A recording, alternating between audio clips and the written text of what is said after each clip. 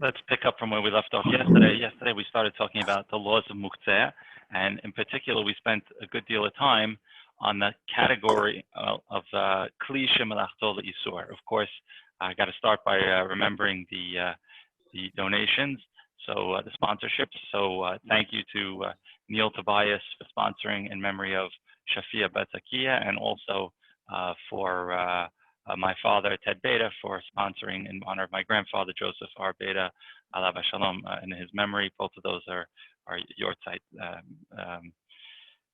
sponsorships. Okay, so Kli Shemelachto L'Isur is a type of Muktzeh, right? We said that it's the idea of Muktzeh is that certain objects you can't lift up, on Shabbat. You can't lift them up or move them. So the first category that we talked about is this Kli Shemelachto L'Isur. It's an object whose purpose is for the sake of doing a melacha. So the examples that we talked about: a pen, a hammer, a screwdriver, perhaps certain cooking utensils might fit into that category. We could talk about that kind of stuff. I'm just trying to think of things that fit into this category. Scissors. I don't know if anyone wants to throw out any other things that fit into that category. So those are things that are Kli Shemelachto L'Isur. They're an object. They're a utensil. They're a utensil, meaning it has a purpose. It's not something that has no purpose, because we're going to talk about that later, like a rock or a branch or something like that. So we're talking about things that are a utensil, which means that it was probably put together or made by some human being. Their main purpose is for doing something that's forbidden on Shabbat. I may not lift them up. And of course, the reason, as we said, was a couple things. One, which is we don't want to turn Shabbat into a regular day. Two, with these things, there's probably the added aspect, which is if I pick up a screwdriver, what am I going to do with it, right? I'm going to screw in screws, right? If I pick up a hammer, I'm going to hammer in nails. It's forbidden to do on Shabbat. Now, as we said yesterday, if you pick up that object for a permissible purpose, and there are two permissible purposes. Permissible purpose number one is to use the body of that object for something allowed, right? To use the screwdriver to scratch my back, to use the pen to hold open the door, to use the hammer to crack open a nut. If I'm going to do that, that's fine. Also, if I need the place that it's sitting in, that also is fine. When can I use it? Obviously, to hammer nails or whatever it is, that's obvious, because it's not just the Muktzeh that's the problem, it's the actual action that's the problem. But even just to protect it, right? There was a big thunderstorm outside last night, right? If I was thinking, if I leave my hammer out on my front lawn, it's going to get all wet, rot in something, I can't pick it up for that purpose. Okay. Now, next case that's an interesting case is tefillin, right? My tefillin are a version of a utensil. It says, Dinan kikli shemelachto l'isur. The law of tefillin is similar to the law of these objects: a hammer, a pen, a screwdriver. V'asur letaltelan, and you can't lift them up, ki'im letzorech, unless you need it for one of the other purposes. Kigon sherotzeh l'shtamesh b'mkoman, like you need the place, right? Like the tefillin are sitting on my dining room table, and we want to eat dinner there. So you can move the tefillin from there. Or sheyesh chashash sheyiplu or sheyiganvu. V'kol sheken shenaflu shemutar lahariman. He says, however, if with tefillin there is a little different, which is if we're concerned that tefillin are going to get stolen or damaged, or they may fall or something like that, then you can lift the tefillin also out of kavod for the tefillin. But in general, we should not be holding our tefillin, lifting them up on Shabbat. Because why? Because there's no use for them on Shabbat. We don't use tefillin on Shabbat. The halacha is we don't wear them on Shabbat. Rabbi, what about taking your talit out of the talit bag? So that's the next line, right? Great question. He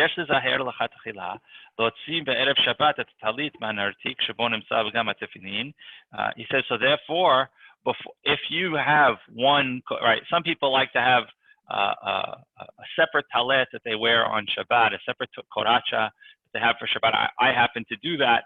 less because of this, but a little bit because of this. So one of the things that it says is, so if you have a separate one, so you don't have to think about it, right? But a lot of people, what they do is they either take out the tefillin or they take out the talet from before Shabbat, so that they don't have to do exactly what you're talking about. It says, but if you forgot and it's in the bag, it's okay, because the reason you're taking the item is because of the reason you're taking the koracha is because of the talet and the sidur, not because of the tefillin. So that would be okay. But if you can remember to take out the talet or the tefillin from before Shabbat, that is a better thing to do. Okay. Kli shenikar v'yadua sheikara siyato lemelacha ha'asura b'Shabbat. Says that we're going to talk about an object that it's a utensil that its main purpose is to do melacha that you're not allowed to do on Shabbat. And now he gives a couple of examples: a pen, a hammer, a match. Right, like a match. What's the purpose of a match? Right, it's to light a fire. He says they are considered this. Right, they're considered kli shenachtal lisur. Gam im me'olam lo yishtamesh bo lemlechet haisur. Even if the object has never been used for a forbidden action. Right, you have a hammer, but you never used it for nails. Right, you have a pen, but you never wrote with it. It's just sitting there. Aval kli shelo nikar bo she'omed lemelacha asura. He says, but a utensil which maybe is not known for that type of thing. And he gives examples, right? Like a plate that maybe is used under a lamp, like an oil lamp. Or arnak, or like a pouch that he thinks he's going to put coins in, almost like a wallet. Says until you use it for that purpose, it's not forbidden, right? So let's say I have an oil lamp, right? And oil lamps, they like to, you don't just put the oil, or the lamp itself, right? That's what's it for? It's for lighting a fire. You can't move that on Shabbat. It says even if it's not being used right now, you can't move it. But let's say I have a plate that I was going to have underneath. I bought it. Oh, this would be a beautiful plate to put under our lamp. But I didn't do it yet. Right? But I said this is what this plate is for. A plate is a utensil. You could still move it as long as you haven't started using it for that.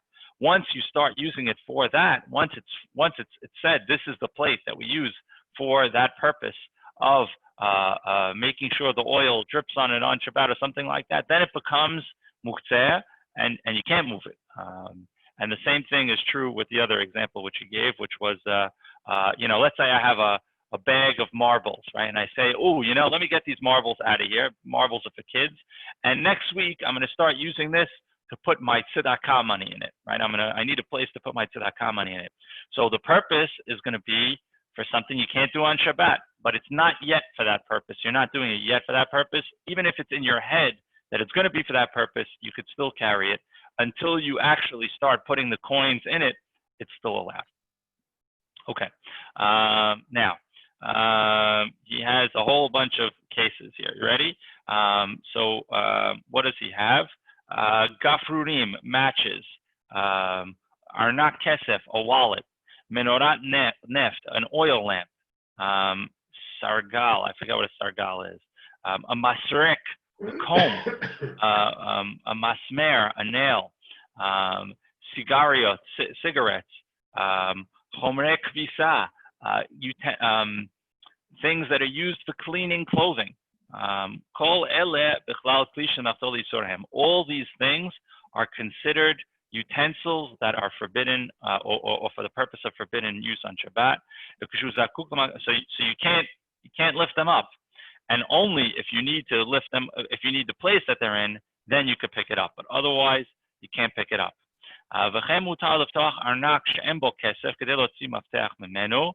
says, however, let's say you have a wallet, right, that doesn't have money in it, but sometimes people put other things in wallets, right, like keys, maybe identification, right? Maybe the police are knocking on your door and they want to see, hey, you live here? We want to make sure there's not something going on here. So you need to show them your driver's license or something like that. So you would be able to take it out for that purpose.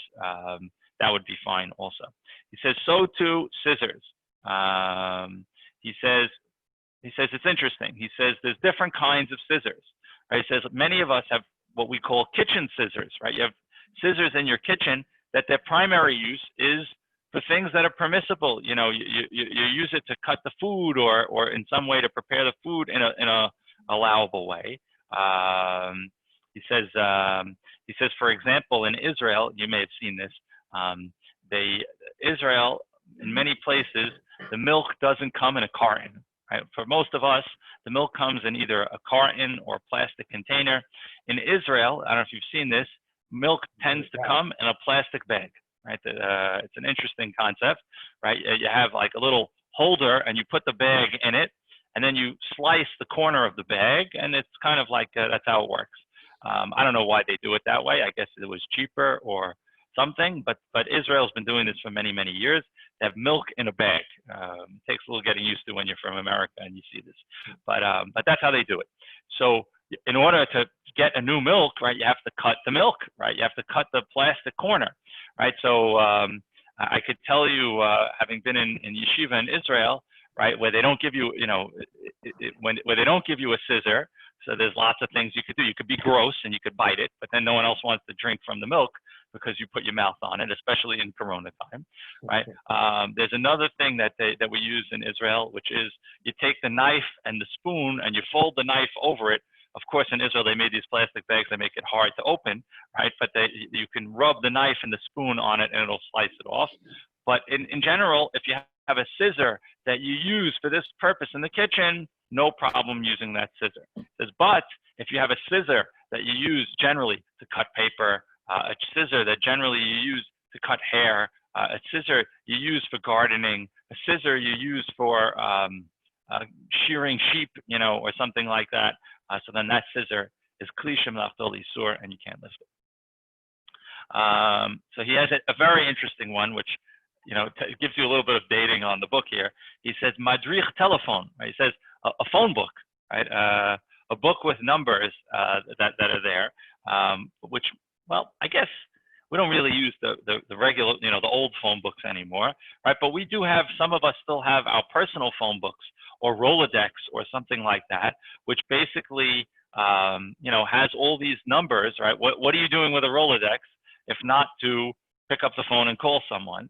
So he says this is a kli shemelachto l'isur. He says this is a kli that is, its purpose is for forbidden use, and you can't lift it up. He says, he says, however, you could have permissible purposes for it, right? What would be a permissible purpose?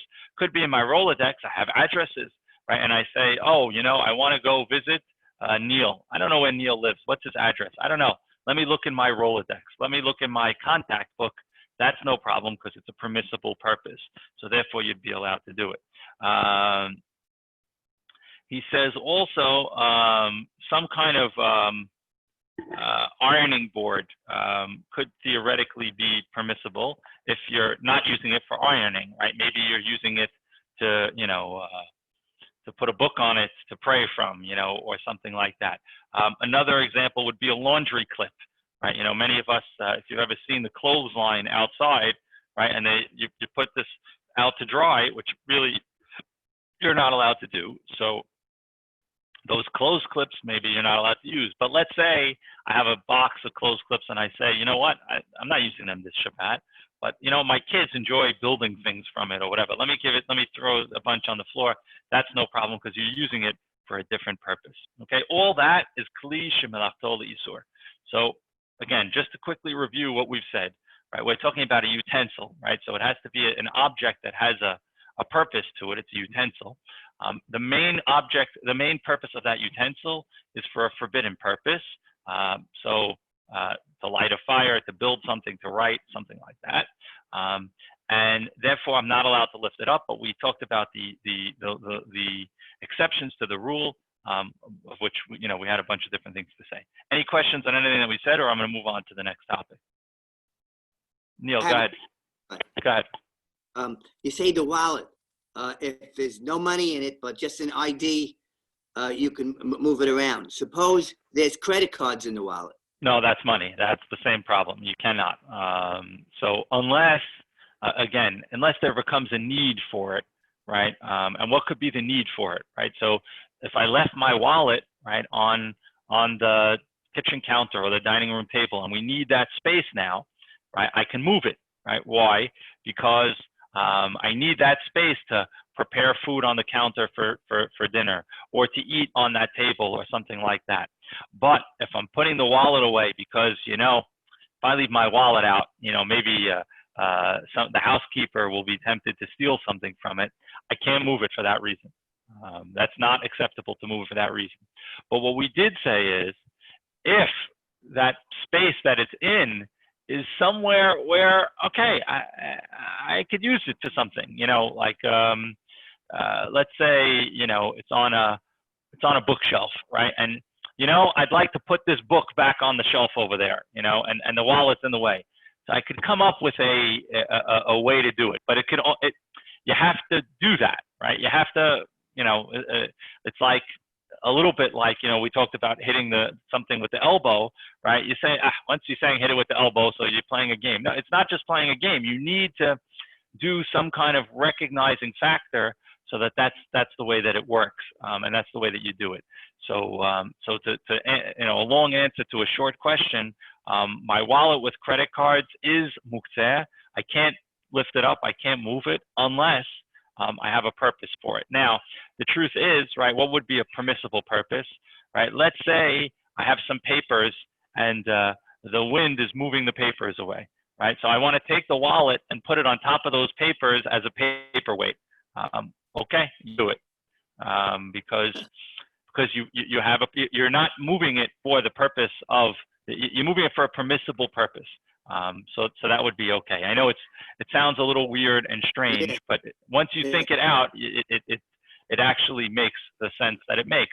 Again, to go over it, right? I can't use the object for its intended purpose, right? Which is obvious, right? I can't use the credit card for the credit card. Okay, simple, right? But can I use the credit card as a bookmark, right? Can I use the credit card as a bookmark to hold my place in the book? So, you know, I'm gonna get up right now. I'm gonna go inside, and you know, I don't want to have to open the page, figure out what page I was on. I'm gonna put the credit card sitting right here. Let me put the credit card in the book. It'll hold my place, and I can do that. Right, I can do that, right? But I can't take the credit card and move it for the sake of the credit card. And the sake of the credit card is, you know, if I leave it out here, someone's going to move it, someone's going to take it, something's got. For that reason, I cannot move it. So I have to come up with a different reason. So find a book to put a spot in, use the space that it's in. There's ways to do it, but you can't just move it for its own sake. That's the idea of Muktzeh. Very nice. Thank you, Rabbi. Any other questions on this? Any other questions on Muktzeh? So what I'm going to do, I'm going to stop here for today because the next object is a different kind of object. It's building on this. It's called Muktzeh Mahmat Chisaron Kis. And what it means is it's an object that it's a utensil for a forbidden purpose, but it's not ordinary. All the things we've been talking about are kind of ordinary. My credit card, a match, a screwdriver, it costs $1, $5, $2, $10, something along those lines. And we're going to get to objects that are for forbidden purposes, but they cost a lot more, right? You know, my cell phone, a calculator, my Beats headphones that cost $300, right? My headphone that's over here that I'm wearing.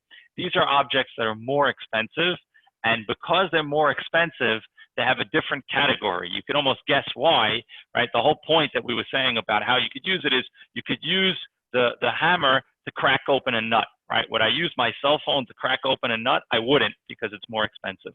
So we're going to talk about how that impacts the halacha tomorrow, and then we'll go from there. Okay? Have a great day, everybody. We're gonna pray in 2 minutes. Again, this morning's shiur, this morning's learning, as all week has been sponsored by Neil in memory of Shafia Batzakia, and by my father in memory of my grandfather Joseph Beyda Alav Shalom. Have a great day, guys.